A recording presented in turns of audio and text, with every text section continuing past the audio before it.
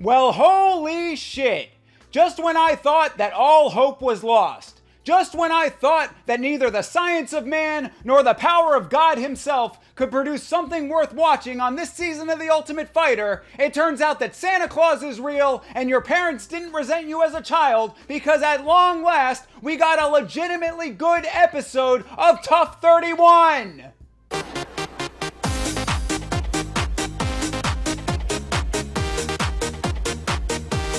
Did it take us 11 episodes to get here? Yes. Was the reality TV portion of the program entertaining? No, but also yes. I'll explain in a minute. Was the fight good? Fucking yes. I'm more fired up than a Trevor Wells cold sore right now, so let's jump right into it. It's episode 11 of The Ultimate Fighter, season 31, Team McGregor versus Team Chandler.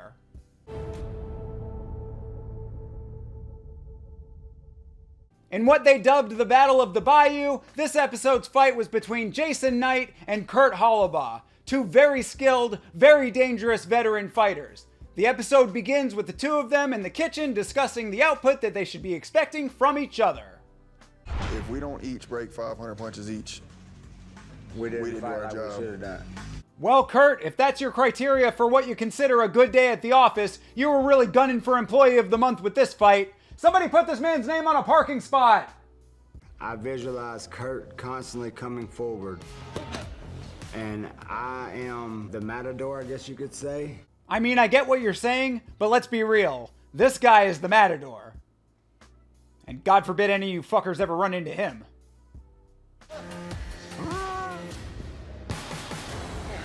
That was my bull impression. 4 out of 10. Do better bull impressions. Ever creative with his coaching techniques, Michael Chandler puts a classic children's song to good use.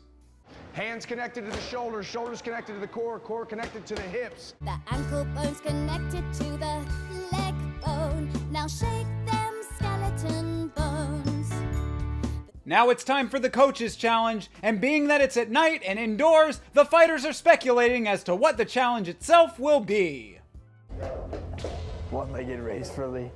Put a loaded syringe in a lady's bathroom at the finish line, and that's one challenge that Connor will definitely win. Well, who'da thunk it, the coach's challenge turns out to be the ice bath plunge that was teased last week. Except there's a twist. In addition to the ice baths, Bruce Buffer will be asking UFC trivia questions for the coaches to answer, and he gives this little competition a way better intro than it deserves. It's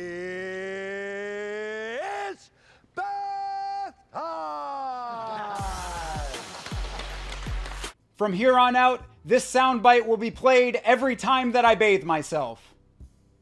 So at the very least once a week. So as I mentioned in the intro, this wasn't exactly high entertainment, but the trivia itself was pretty good, making the MMA nerd in me very proud that I only missed 2 questions, and the guy who actually wants to get laid again in his lifetime very, very sad. Also, apparently the coaches were in there for like 30 minutes, when 15 is the maximum you should be in an ice bath, so that's kind of fucked up, but of course Dana is no stranger to doing stupid shit and then saying, oh, well that'll never happen again. So even though he couldn't coach his way out of a wet paper bag, Connor somehow ekes out the victory in this competition, gaining $10,000 that'll spend on breakfast tomorrow, and $1,500 for each of the prospects, which is a pretty decent consolation prize for having to be on his team in the first place. It's kind of like when they used to send you home with a lifetime supply of beans on the match game in the 70s. There's about 10 in this pocket that I'm at the winner. There's about 10 in this pocket that I'm at the bringing. And that's it, the roulette on the wrist. The house is always fucking winning, baby. Yeah, and I'm the house. R.I.P. Lil Tay. At least when she did this shtick, it was funny because it was coming out of an actual 9-year-old instead of a grown man who acts like one. Now it's time for the weigh-ins, both fighters make weight, and then Jason Knight turns the stare down into a prayer down. Dear Lord, I want to thank you for this opportunity. I thank you for this opponent. I ask that you let us both go in here and fight at the best of our abilities. I think that's the first one of those that I've ever seen. You keep talking to her. What are you saying to her? I'm just saying the Lord's Prayer. Alright, the second one. As it turns out, Kurt and Jason only live about an hour and a half away from each other, and were actually scheduled to fight earlier on in their careers. That fight didn't end up materializing, but it did lead to some funny interactions on their calls home to their families, including Jason's brother predicting that the two would be fighting now, and Kurt's wife getting this sick little dig in before the end of their very emotional conversation. You You got this, okay? We know it. Love y'all. Jason Knight, come on, you better. Well, You got this. God damn it, man. Kurt goes for Employee of the Month and now his wife is trying to take my job? What the fuck is going on here? Not to be outdone, though, Jason gets the best line of the calls home when he says this to his lady at the end of their conversation. Baby, I love you. I love you more than most of them other people. With all the fluff out of the way, it's fight time, and what a fight it was. The first minute of this fight was better than most fights the entire season, with Kurt starting strong and staying strong.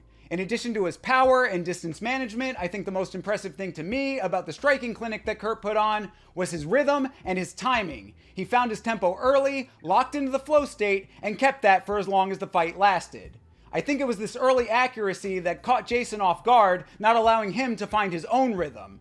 He started to put things together late in the first with a couple of really impressive kicks, but by then Pandora's box was well open. Starting the second round, Kurt continued his meticulous performance until a very game Jason Knight just couldn't stand it anymore, and Kurt earned the TKO victory.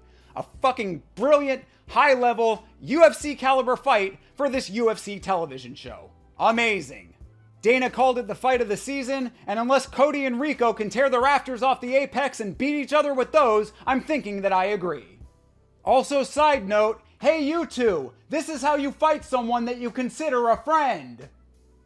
After the fight concludes, it's all love between the two competitors, and that's how the episode ends, with Kurt going to the finals on the back of a fight so good it actually made watching this entire season worthwhile. Now who am I kidding? Rory Mack versus Robbie Lawler 2 couldn't have made watching this entire season worthwhile, but it was still a pretty good episode overall.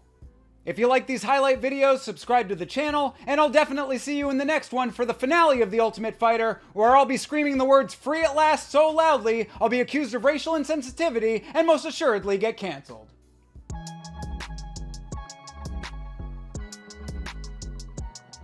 Core connected to the hips, exploding through the ground. Yes.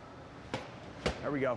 I know I played this clip earlier in the episode, but I wanted to point out one thing. Michael Chandler is such an effective coach that not only is he training strength and conditioning with these medicine balls, if this picture is any indication, he's also training how to effectively take a nut shot. What an absolute legend.